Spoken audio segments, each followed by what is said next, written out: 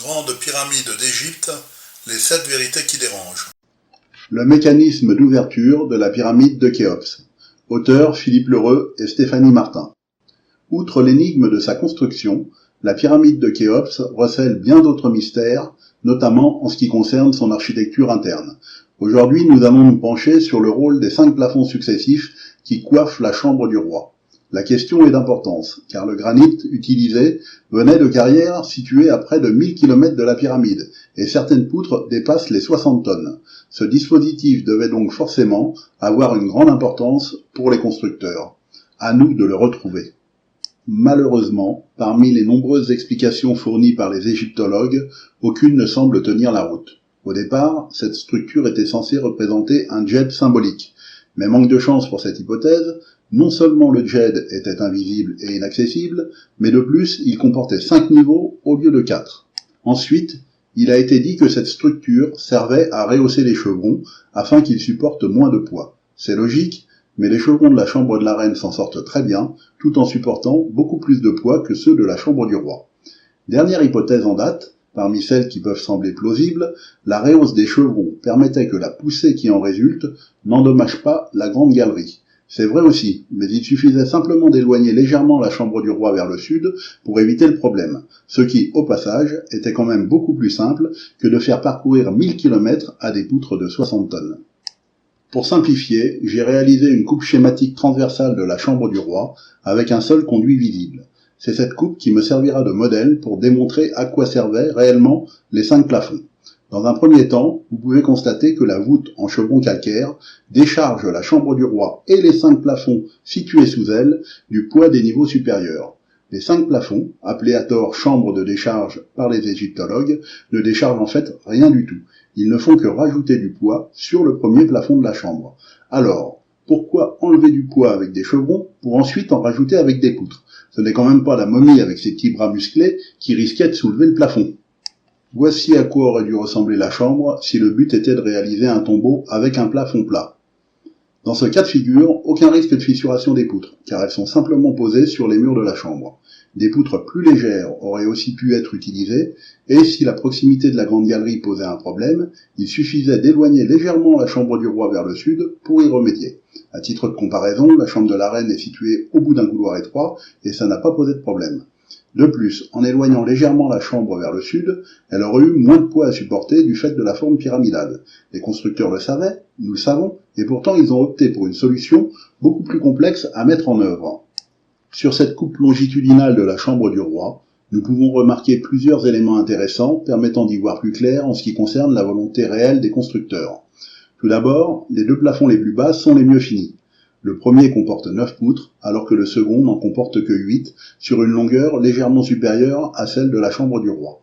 Même si elles sont légèrement moins hautes, on peut en déduire que les poutres du second plafond sont plus lourdes que celles du premier. On ne le voit pas sur cette coupe, mais les relevés de Gilles Dormion dans son livre La chambre de Khéops indiquent que seuls les 2 plafonds les plus bas ont des joints garnis entre leurs poutres. Les 3 autres plafonds ont leurs poutres posées côte à côte, sans joints. Posons-nous la question. Quel intérêt les constructeurs avaient-ils de réaliser des joints au plafond de la chambre de Davison? Alors la chambre de Davison, c'est le nom que les égyptologues ont donné à l'espace vide situé juste au-dessus du plafond de la chambre du roi. Dans l'hypothèse tombeau, cette chambre était inaccessible et invisible, car, toujours selon ces mêmes égyptologues, le passage qui relie cette chambre à la grande galerie a été creusé après la découverte de fissures, dans le but de vérifier si la structure tenait, s'il y avait un éventuel problème. Donc on se demande d'ailleurs comment ils auraient pu réaliser des joints en plafond de cette chambre sans avoir un tunnel pour sortir. Ça pose un gros problème pour le dernier joint. On voit mal d'ailleurs pourquoi les constructeurs auraient été rajouter des joints entre les poutres après la découverte de fissures, alors qu'ils n'ont même pas pris la peine de nettoyer les bavures au plafond de la chambre du roi, ou de mettre du plâtre dans des fissures qui étaient clairement visibles au sol de la chambre de Davison. En toute logique, du fait de la présence de joints entre les poutres du deuxième plafond, on peut en déduire que le fameux passage existait dès l'origine de la construction et qu'il n'a pas été creusé dans le but d'aller vérifier une éventuelle fissuration des poutres. Je vous invite à lire le chapitre « Les constructeurs ont-ils vu les fissures au plafond de la chambre du roi ?» sur le site consacré à notre théorie. Vous constaterez vite, comme nous, que que les égyptologues peuvent se tromper et que les fissures sont apparues suite aux fouilles des premiers explorateurs. Mais revenons à cette coupe qui comporte d'autres éléments intéressants et apparemment contradictoires. À première vue, les constructeurs ont voulu faire une économie d'énergie en réalisant la taille de leur poutre uniquement sur 3 faces. Ne perdez pas de vue que celle-ci venait de carrières situées à près de 1000 km de la pyramide, et maintenant, regardez la poutre repérée par un carré jaune. Celle-ci est 2 fois moins haute que la plupart des poutres des autres plafonds, et elle a parfaitement résisté au temps. S'ils l'ont posée, c'est qu'ils savaient qu'elle n'allait pas poser de problème, et qu'une poutre d'1 mètre de hauteur en granit supporterait facilement son propre poids. Il faut savoir que les calculs actuels démontrent qu'une poutre en granit de 50 cm de hauteur aurait parfaitement résisté. Bon, ils n'avaient pas d'ordinateur, mais à partir du moment où ils ont posé une poutre de 1 mètre en considérant qu'elle résisterait, pourquoi avoir volontairement surdimensionné la hauteur des autres poutres? D'un côté, on note une volonté d'économie d'énergie avec la taille des poutres sur 3 faces, et de l'autre, un vrai gaspillage en les surdimensionnant. Il faut savoir que ce surdimensionnement se répercute sur le transport, sur la taille et sur la mise en place. On peut donc en déduire soit que les constructeurs n'avaient aucune suite dans les idées, soit qu'ils avaient une très bonne raison de mettre autant de poids de granit au-dessus de la chambre du roi. Pour une simple rehausse, des poutres d'1 mètre de hauteur auraient largement suffi, et pour éviter d'endommager la grande galerie, il suffisait d'éloigner légèrement la chambre du roi vers le sud. Ce qu'il faut chercher maintenant, c'est une raison technologique qui fait qu'ils ne pouvaient pas faire autrement que ce qu'ils ont réalisé. Même si un seul conduit est représenté sur notre coupe schématique, les constructeurs en ont réalisé 2 qui arrivent face à face en partie basse de la chambre. La première idée qui vient à l'esprit quand on voit ce genre de conduit, c'est évidemment d'y verser de l'eau. Mais ne pensez pas que l'eau versée dans les conduits calcaires va s'infiltrer dans la masse de la pyramide avant d'atteindre la chambre, car le calcaire est une roche parfaitement étanche, et en plus les constructeurs ont prévu des joints. Examinons cette hypothèse qui à première vue peut paraître farfelue pour 2 raisons. La première, si la chambre est bien une chambre funéraire, cela noierait la momie et le mobilier. Mais dans ce cas, pourquoi avoir pris le risque de faire communiquer la chambre avec l'extérieur? La seconde concerne la difficulté d'accès aux orifices extérieurs pour y verser de l'eau. Même si le calcaire de façade est une roche tendre, sur laquelle il est facile de fixer un échafaudage, certains se plaignent déjà de n'avoir que de l'eau à monter dans des seaux, alors que les constructeurs, eux, ont monté la totalité des pierres de la pyramide. Revenons à notre coupe schématique. Si l'on verse de l'eau dans l'un ou l'autre des conduits, la chambre va donc se remplir progressivement, tout en emprisonnant l'air situé au-dessus du niveau bas des conduits. Celui-ci va donc se comprimer au fur et à mesure que le niveau de l'eau va s'élever. Suivant la loi de Blaise Pascal, qui est un physicien français, la pression maximum possible sur le plafond de la chambre est dépendante de la hauteur de colonne d'eau entre l'orifice extérieur et le niveau haut de l'eau dans la chambre. En cas de remplissage total des conduits, cette hauteur est de 34 mètres, ce qui correspond à une pression de 3,4 bars, ou plus concrètement, à 34 tonnes par mètre carré. Suivant la loi de Mariotte, il resterait environ 1 mètre d'air comprimé à cette pression dans le haut de la cuve.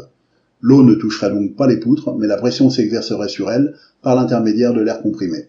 Rapportée à la surface du plafond en contact avec cet air, cette pression soulève 1867 tonnes. Or, si nous regardons le poids du premier plafond, en prenant en compte une densité du granit d'environ 2,5 tonnes par mètre cube pour tenir compte des joints, il ne fait que 456 tonnes. Rappelez-vous aussi qu'étant donné que les chevrons déchargent la structure du poids des étages supérieurs, il y a lieu de considérer la chambre comme étant à ciel ouvert. Le plafond se soulèverait donc bien avant le remplissage complet de la chambre. Posons-nous la question, comment couvrir une cuve dont la pression interne peut monter jusqu'à 34 tonnes par mètre carré? Eh bien, tout simplement, en rajoutant intelligemment du poids sur les appuis des poutres du premier plafond. En rajoutant un deuxième plafond, on obtient un poids de 911 tonnes. Il manque 956 tonnes pour compenser la poussée de l'air comprimé. Rajoutons un troisième plafond, nous obtenons 1375 tonnes. Il manque encore 492 tonnes pour compenser les effets de la pression. Avec le quatrième plafond, nous arrivons à 1805 tonnes. Il ne manque plus que 62 tonnes pour compenser la poussée. Ce n'est qu'avec le dernier niveau que l'on permet à l'ensemble des poutres d'éviter de se soulever, avec un excédent de poids de 355 tonnes. Vous commencez maintenant à comprendre pourquoi les constructeurs ont opté pour des poutres surdimensionnées. Elles étaient simplement plus lourdes, car ce qui compte pour lutter contre la pression, c'est avant tout de mettre assez de poids sur le premier plafond. Maintenant, posons-nous la question. Avec une telle pression, que se passerait-il en cas de fuite d'un des joints du plafond? L'air comprimé s'échapperait dans la chambre située juste au-dessus, et le niveau de l'eau monterait jusqu'au plafond de la chambre du roi. La pression chuterait légèrement, passant de 34 tonnes par mètre carré à 33 tonnes par mètre carré, mais rappelez-vous que la surface de la chambre de Davison est aussi légèrement plus grande que celle du roi. On obtiendrait maintenant dans la chambre de Davison une poussée de 1985 tonnes sur un plafond qui ne pèse plus que 1690 tonnes. Toute la structure se soulèverait car il manque 295 tonnes de granit pour compenser les effets de la pression. La solution pour éviter le soulèvement de la structure est simple. Il faut permettre à l'air comprimé de se décompresser et à l'eau de s'évacuer. On a donc obligation de réaliser une soupape de sécurité en créant un passage qui relie la chambre de Davison à la grande galerie. Avec ce passage, l'air comprimé ne peut plus s'accumuler dans la chambre de Davison et la structure est protégée. Voilà aussi la raison de la présence de joints en plafond de la chambre de Davison. C'était le dernier endroit où l'étanchéité était nécessaire. Je ne sais pas qui étaient exactement ces gens qui ont pensé à ça il y a 4500 ans, mais je leur tire mon chapeau. Il faut savoir qu'on ne construit pas une chambre destinée à servir de tombeau comme une chambre destinée à résister à une pression hydraulique de 39 tonnes par mètre carré.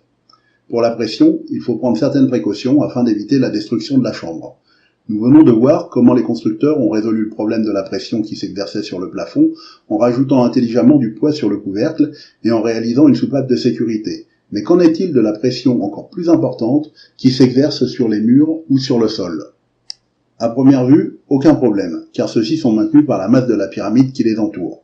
Enfin, sauf à un endroit précis qui concerne l'entrée de la chambre. En effet, derrière cette entrée se trouve un espace vide lié à la présence de l'antichambre ou chambre des herses. Les pierres situées devant l'antichambre risquent donc de s'enfoncer. Si les constructeurs de cette pyramide ont vraiment conçu la chambre du roi pour qu'elle reçoive un jour de l'eau, ils doivent forcément avoir prévu un dispositif au-dessus de son entrée pour protéger l'antichambre des effets de la pression. Vous êtes d'accord avec moi, un tel dispositif ne servirait strictement à rien dans le cadre d'un tombeau. Regardons maintenant au-dessus de l'entrée de la chambre. J'ai matérialisé en jaune l'énorme linteau de 2,56 m d'épaisseur qui permet de renvoyer les efforts de la poussée de l'eau de chaque côté de l'antichambre. Il s'agit en fait de deux énormes pierres de 1,28 m d'épaisseur posées l'une derrière l'autre. Ne trouvez-vous pas étrange que les constructeurs ont fait encore une fois de plus ce qu'il fallait faire pour lutter contre les effets de la pression ? En résumé, ils ont construit deux conduits étanches pour amener l'eau dans une chambre en granit. Ils les ont fait de telle sorte que ces conduits arrivent en partie basse afin d'emprisonner de l'air lors du remplissage. Cet air qui va se comprimer lors de la mise en eau avait en fait trois fonctions. La première, garder le plafond hors d'eau. La deuxième, permettre une pression supérieure avec moins d'eau. Et la troisième, servir de réserve de pression dans le cas où une pierre ou le sol de la chambre viendrait à s'enfoncer. Ils ont lesté intelligemment le plafond de la chambre pour éviter qu'il se soulève. Ils ont réalisé une soupape de sécurité pour protéger la structure d'une fuite éventuelle, et ils ont protégé l'antichambre des effets de la pression. Alors, me direz-vous, à quoi cela peut-il servir de faire monter la pression dans une chambre en granit ? Tout simplement, à enfoncer une pierre munie d'un trou sous un conduit contenant du sable. Mais encore faut-il qu'il existe une pierre située en partie basse de la chambre, là où la pression hydraulique est la plus importante, et que cette pierre soit munie d'un linteau pour pouvoir coulisser.